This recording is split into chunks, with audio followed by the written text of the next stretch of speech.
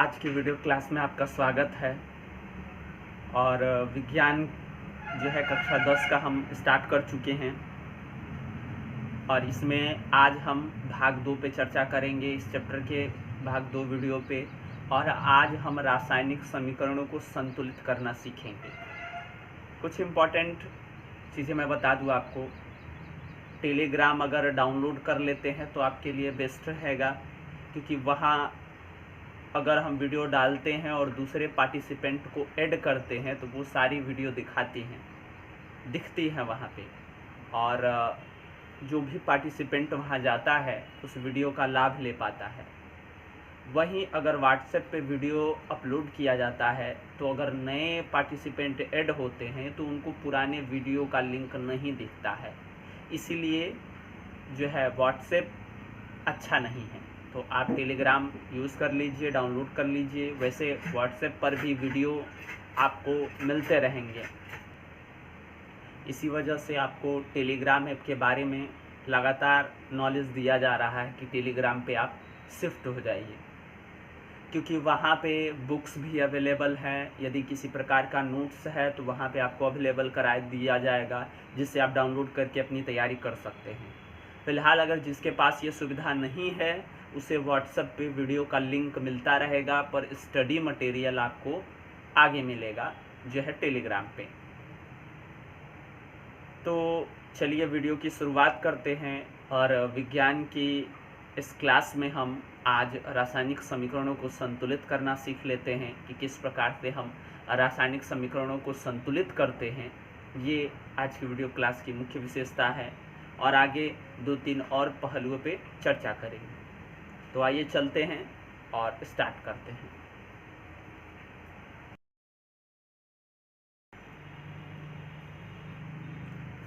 स्वागत है आपका आज की वीडियो क्लास में। स्टार्ट करते हैं और यहाँ पे हम देख लेते हैं कि एक रासायनिक समीकरण क्या होते हैं और कैसे इनको हम संतुलित करते हैं। रासायनिक समीकरणों के बारे में हमने कल चर्चा की थी। रासायनिक समीकरण किस प्रकार से होते हैं और कैसे उनको व्यक्त किया जाता है। और आज हम सीखेंगे कि इनको संतुलित कैसे करते हैं।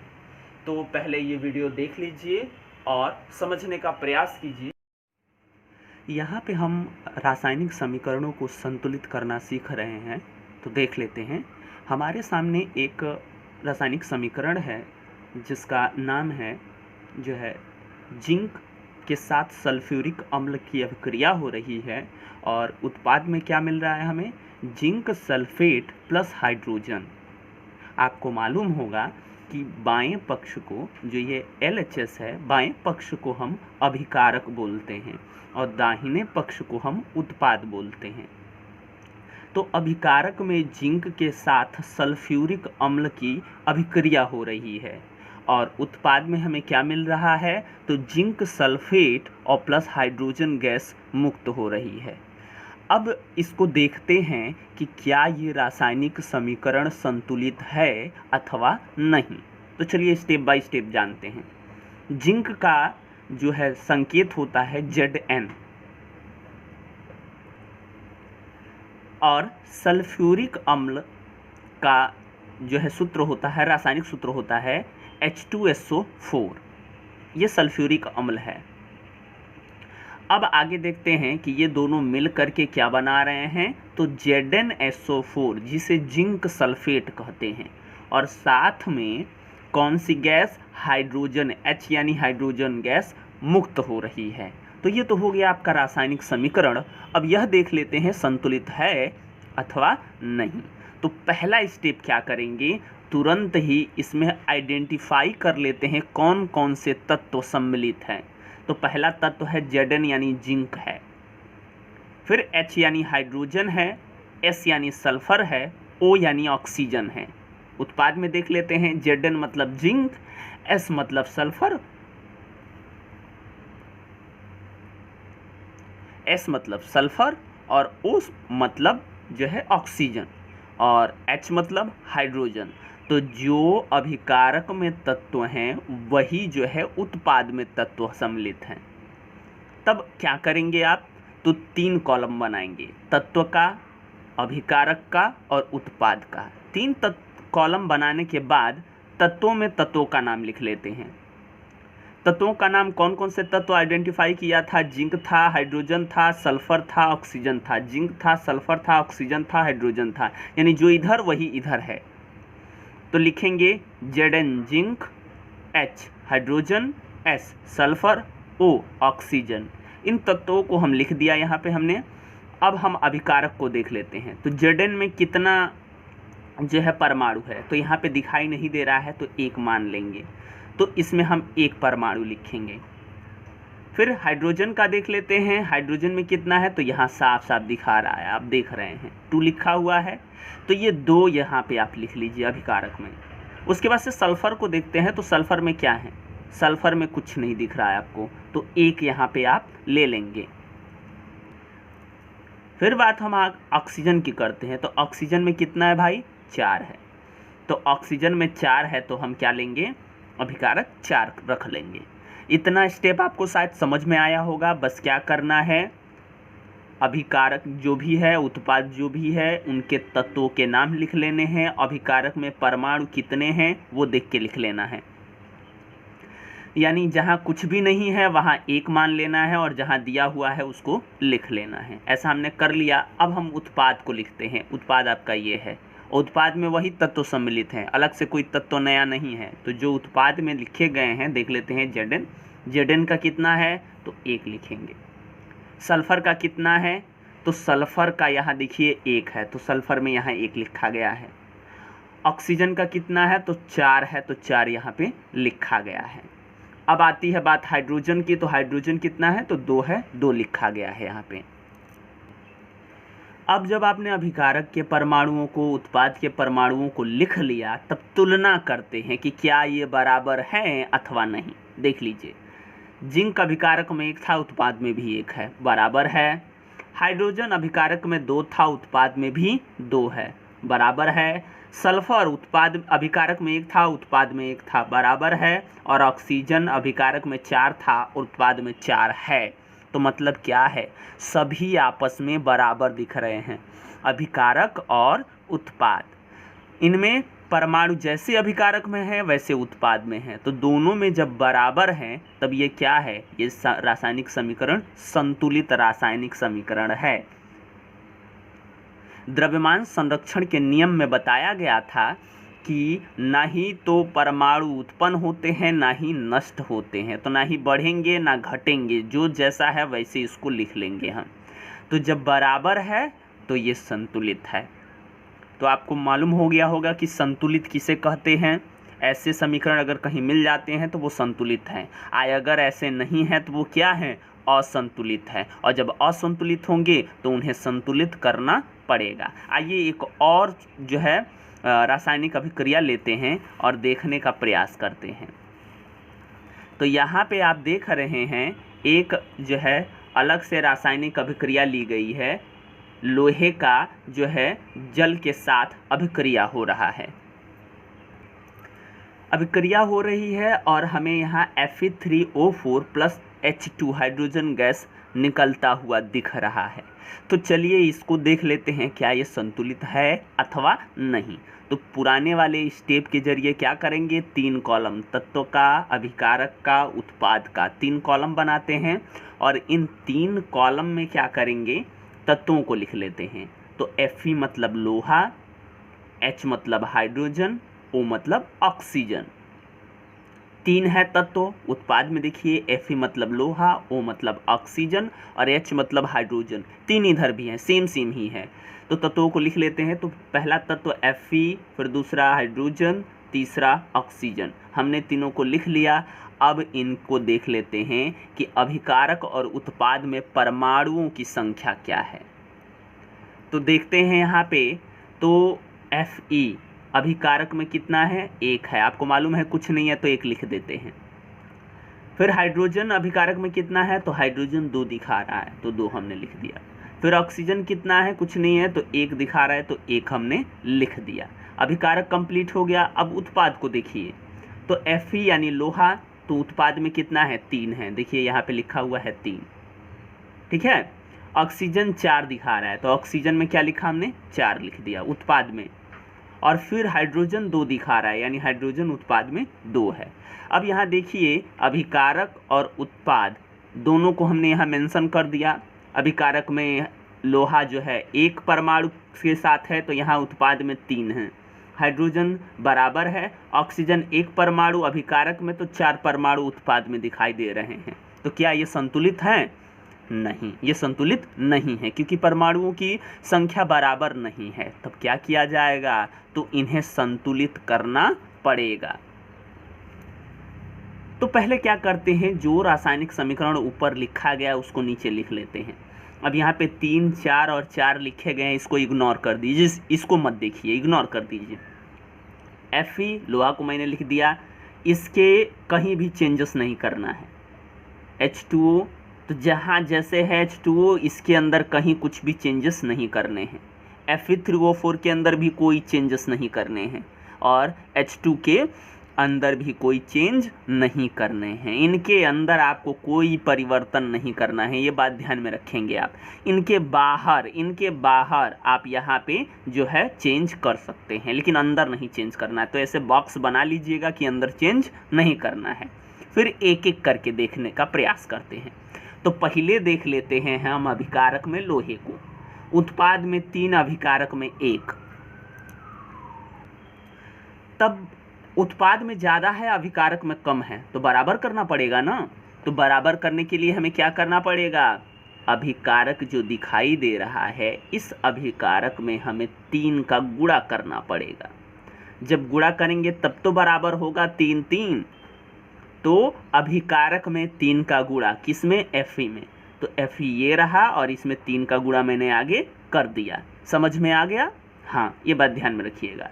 अब आगे चलते हैं और यहाँ पे देखते हैं कि हाइड्रोजन बराबर है, तो हाइड्रोजन को बराबर करने की कोई ज़रूरत नहीं है, अभी रुक जाइए, आगे चलते हैं। ऑक्सीजन बराबर नहीं दिख रहा है, क्यों? क्योंकि उत्पाद में 4 और अभिकारक में 1 है। तो बराबर करने के लिए क्या करेंगे, तो बराबर करने के लिए हम यहाँ पे अभिकारक में 4 का गुणा करेंगे।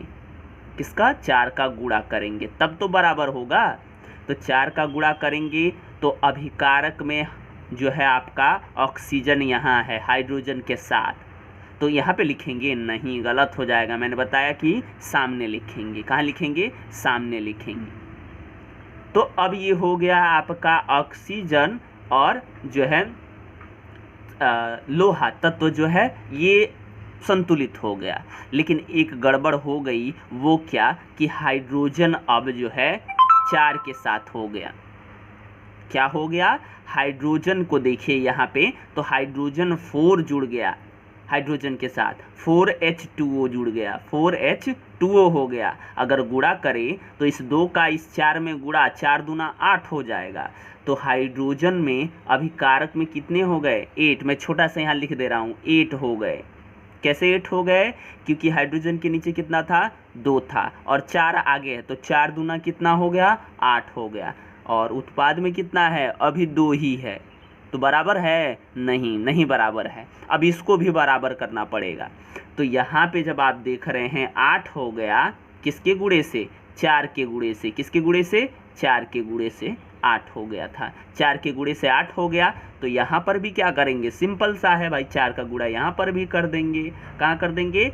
जो है हाइड्रोजन के उत्पाद में 4 का गुणा कर दीजिए। तो हाइड्रोजन के उत्पाद में मैंने यहाँ 4 का गुणा कर दिया।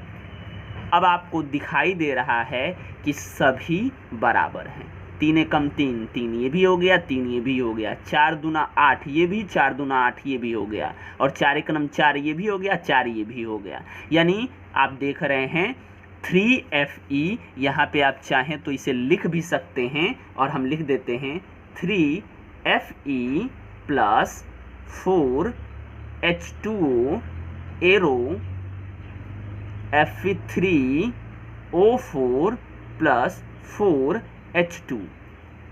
अब ये क्या हो गया, ये रासायनिक समीकरण संतुलित हो गया। अब ये संतुलित रासायनिक समीकरण है, क्यों है कि जितना अभिकारक में परमाणु है उतना ही उत्पाद में परमाणु है। तो आपको बहुत बढ़िया से समझ आ चुका होगा कि एक रासायनिक समीकरण को कैसे संतुलित करते हैं। तो 2-3 आप और समीकरण लीजिए और घर पे बैठ करके सॉल्व कीजिए, और नहीं समझ में आता है तो पूछिए कमेंट करके। आई होप आपने समीकरण को संतुलित करना सीख लिया होगा। अगर नहीं समझ में आता है तो आप कमेंट बॉक्स में जाकर कमेंट करें, दोबारा से आपको समझाया जाएगा, बताया जाएगा कि कैसे संतुलित करते हैं। जब एक रासायनिक समीकरण संतुलित हो जाता है और हम उसे संतुलित कर लेते हैं तो उसमें कुछ और नियमों का पालन करना पड़ता है। तो आइए हम यहाँ पे कुछ चीज़ों को यहाँ पे हम देख लेते हैं।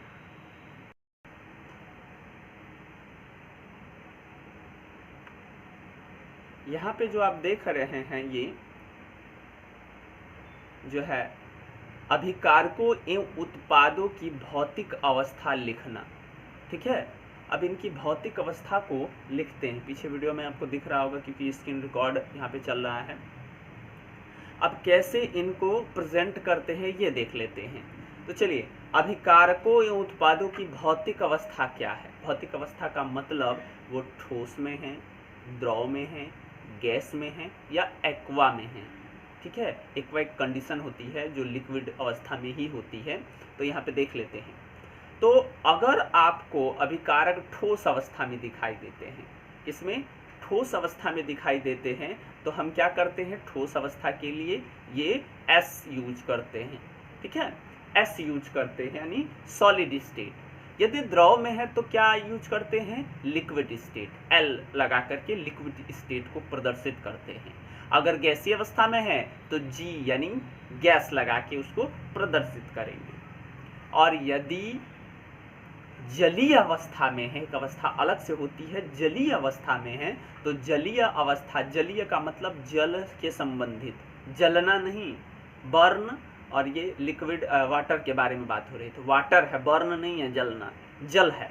तो यहाँ पे जलीय विलयन का मतलब एक्वा फॉर्म, तो AQ लिखते हैं इसके लिए, ये बात ध्यान में रखेंगे।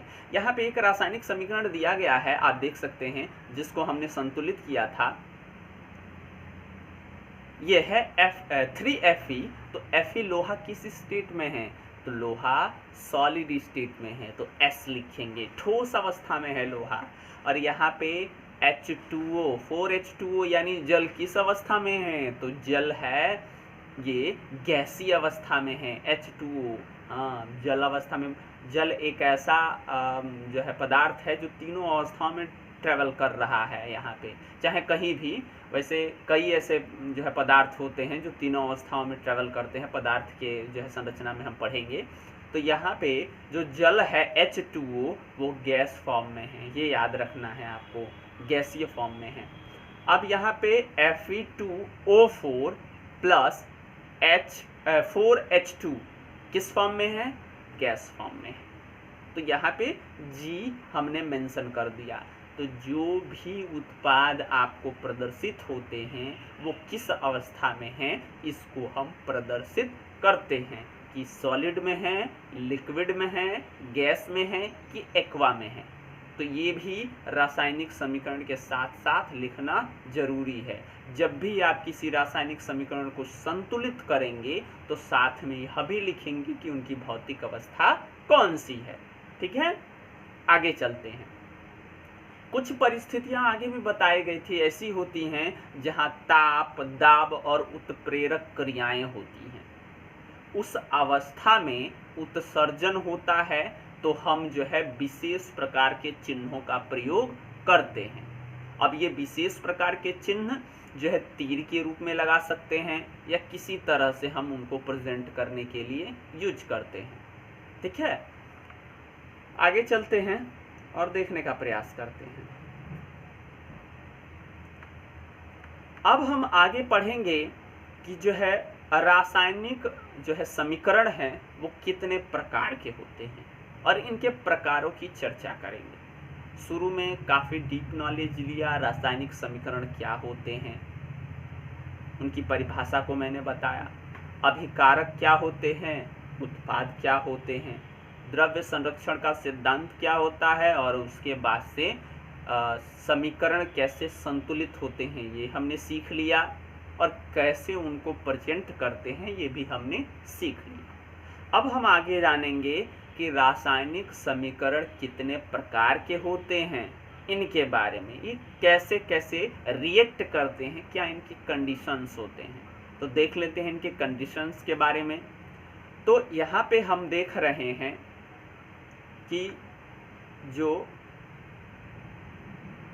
रासायनिक अभिक्रिया के प्रकार होते हैं, यहाँ पे पहले प्रकार जो है हमारा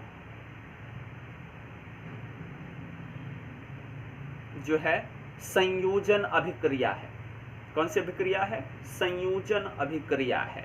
अब इस संयोजन अभिक्रिया को समझने का प्रयास करते हैं कि संयोजन अभिक्रिया वास्तव में होती क्या है। तो नाम से ही यहाँ पे प्रदर्शित हो रहा है संयोजन। संयोजन का मतलब क्या होता है? तो संयोजन का मतलब होता है जुड़ना या जुड़ाव हो जाना, संयोजन। तो संयोजन अभिक्रिया में, इस अभिक्रिया में दो या दो से अधिक अभिकारक मिल करके एकल उत्पाद का निर्माण करते हैं। यानी दो अभिकारक आपस में जुड़कर एक ही उत्पाद बनाते हैं, दो उत्पाद नहीं बनाते हैं। अभिकारक मालूम है आपको किसे कहते हैं? तो दो अभिकारक जब आपस में जुड़ेंगे और एक ही उत्पाद केवल होगा तो उसे आप कहेंगे जो है संयोजन अभिक्रिया। ठीक है। हाँ, इसमें अगर मान लेते हैं, यहाँ पे देख रहे हैं आप कि A और B दो आपके अभिकारक हैं और ये दोनों मिलकर क्या बना रहे हैं? तो C, यानी कि उत्पाद, केवल एक उत्पाद बन रहा है C। ठीक है। तो एक उत्पाद बनने के कारण जो है ये संयोजन अभिक्रिया के अंतर्गत आता है। आपको समझ में आ गया होगा। आगे चलते हैं और एक दो उदाहरण इनके लेने का प्रयास करते हैं हम।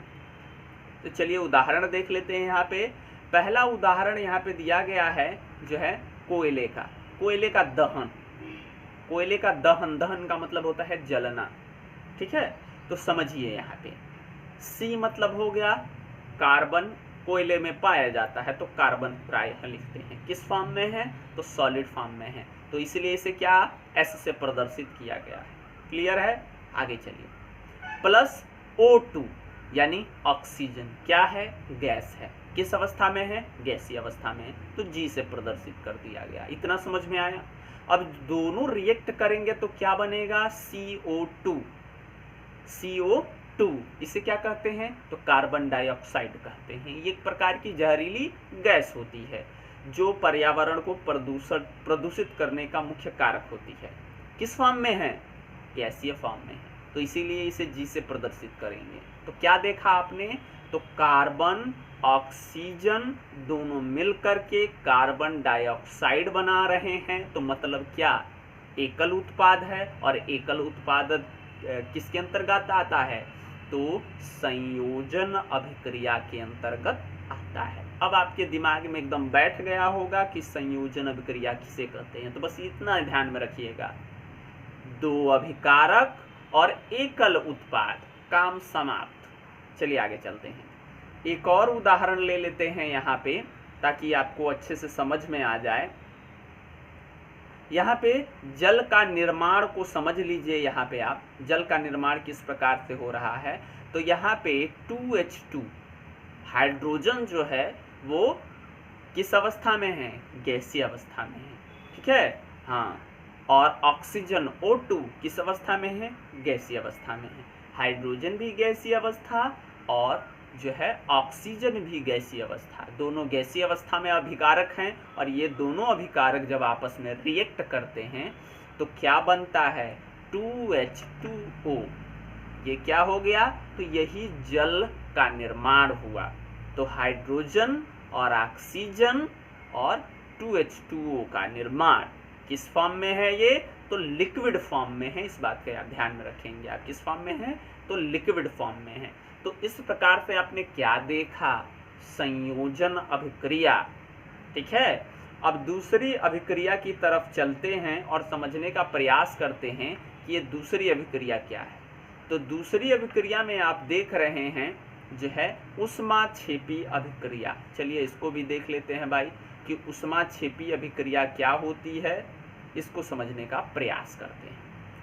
तो ऊष्माक्षेपी, ऊष्मा का मतलब होता है गर्मी, ठीक है ना, हीट, और क्षेपी का मतलब क्षेपण, फेंकना, उत्पन्न करना। ठीक है, ऊष्मा का उत्पन्न होना, जिस अभिक्रिया में ऊष्मा आए, गर्मी आए, हीट आए, उसे हम ऊष्माक्षेपी अभिक्रिया कहते हैं। शायद आपके समझ में आ रहा होगा। आगे चलते हैं और समझने का प्रयास करते हैं इसमें जो है ऊष्माक्षेपी अभिक्रिया को। तो ऊष्माक्षेपी अभिक्रिया क्या कहता है, तो यहाँ पे ये बता रहा है कि जिन अभिक्रियाओं में उत्पाद के निर्माण के साथ साथ ऊष्मा भी उत्सर्जित हो, यानी उत्पाद बने और उत्पाद के साथ साथ ऊष्मा भी बने। अभिकारक जब आपस में रिएक्ट करे, उत्पाद बने और उत्पाद के साथ साथ ऊष्मा यानी गर्मी भी बन जाए, उसे हम ऊष्माक्षेपी अभिक्रिया कहते हैं। समझ में आ रहा होगा। चलिए 2-3 उदाहरण समझने का प्रयास करते हैं।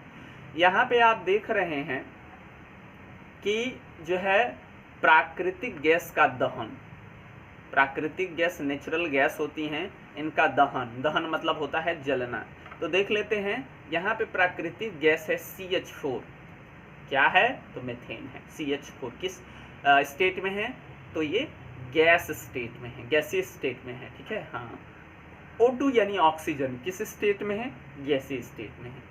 तो 2 आपके अभिकारक हो गए, मीथेन हो गया, ऑक्सीजन हो गया, CH4 और O2 जब आपस में रिएक्ट करके क्या बना रहे हैं, CO2। CO2 का मतलब कार्बन डाइऑक्साइड, किस स्टेट में, तो गैसीय स्टेट में है, गैसीय फॉर्म में है, और उसके साथ 2H2O का निर्माण हो रहा है, यानी जल भी बन रहा है। तो जब भी मीथेन ऑक्सीजन से अभिक्रिया करती है, जलती है, तो जल का निर्माण भी होता है। जल का निर्माण इसलिए क्योंकि ऑक्सीजन जल से ही बने होते हैं, एक प्रकार से उनमें नमी होती है। आपको मालूम होगा कि हाइड्रोजन और ऑक्सीजन के संयोग से जल बनता है, और हवा जो है, हवा में कुछ मात्रा में नमी होती है और ऑक्सीजन भी होता है। तो जब वो जलेगा तो नमी भी जलेगी और भाप बनेगा, और भाप बन के उड़ेगा तो वो लिक्विड फॉर्म में ही है।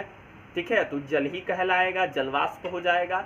तो इस प्रकार से वो जल गैसीय फॉर्म में होगा, और उसके साथ क्या उत्पन्न होगी, ऊष्मा यानी हीट। तभी तो आप खाना पका पाओगे या कोई भी काम कर पाओगे या आग जला पाओगे। तो आग से जो ऊष्मा उत्पन्न हुई, वो हीट आपको यहाँ मिल रही है। समझ में आ रहा है।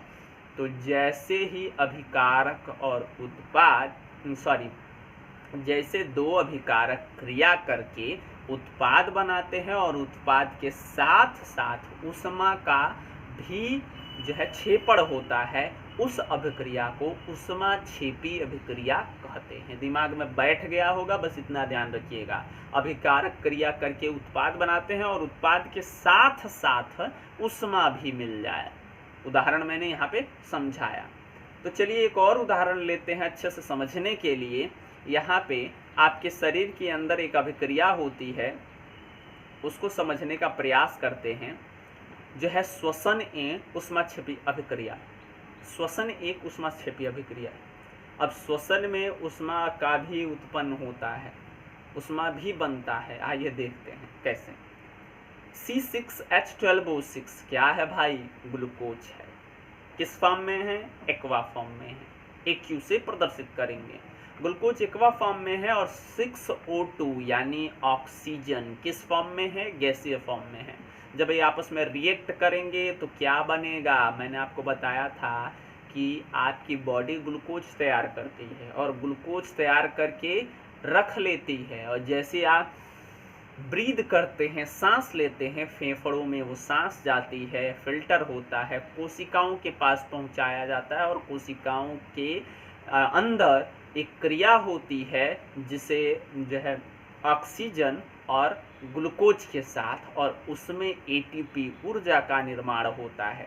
ठीक है, और तब आपका बॉडी काम कर पाता है। तो वही यहाँ पे हम समझ रहे हैं। तो कार्बन डाइऑक्साइड भी वहाँ बनता है और जो है जल भी वहाँ बनता है और साथ साथ ऊष्मा का भी निर्माण वहाँ होता है।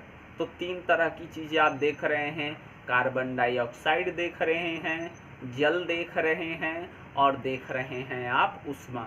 तो कार्बन डाइऑक्साइड फिर कोशिकाओं के थ्रू, ब्लड के थ्रू फेफड़ों के पास और उसके बाद से बाहर। तो इस तरह से हमारी क्रिया चलती रहती है। तो जो आप सांस लेते हैं वो भी ऊष्माक्षेपीय अभिक्रिया के अंतर्गत आता है। तो आपको समझ में आ चुका होगा कि किस प्रकार से ऊष्माक्षेपीय अभिक्रिया को हम पढ़ते हैं, जानते हैं। तो आज के क्लास में हमने इन 2 अभिक्रियाओं को जानने का प्रयास किया, ठीक है, संयोजन और ऊष्माक्षेपी अभिक्रिया। पुनः हम अगले वीडियो क्लास में आगे के जो भी रासायनिक अभिक्रियाएं हैं उनको जानने का प्रयास करेंगे। फिलहाल आप वीडियो देखिए, समझ में आए तो कमेंट कीजिए कि हाँ समझ में आ रहा है, और नहीं आ रहा है तब भी बताइए कि नहीं आ रहा है समझ में, ताकि और अच्छे से डीप से समझाने का प्रयास किया जाए। क्योंकि आपके कमेंट से पॉजिटिव फीलिंग आती है और काम करने में अच्छा लगता है। तो कमेंट कीजिए, बताइए अपने समस्याएं कि समझ में आ रहा है अथवा नहीं। एकदम डिटेलिंग से समझाया गया है और हमेशा जो भी हेडिंग्स आपको बताए जाते हैं उनको तैयार रखिए। बहुत ही जल्दी आपका टेस्ट सीरीज भी टेलीग्राम पे शुरू हो जाएगा। वहाँ पे आप टेस्ट भी देंगे और देख पाएंगे कि कितने प्रश्न आपने सही किए हैं और कितने प्रश्न गलत किए हैं। तो तैयारी ही लगातार चालू रखिए और मिलते हैं अगले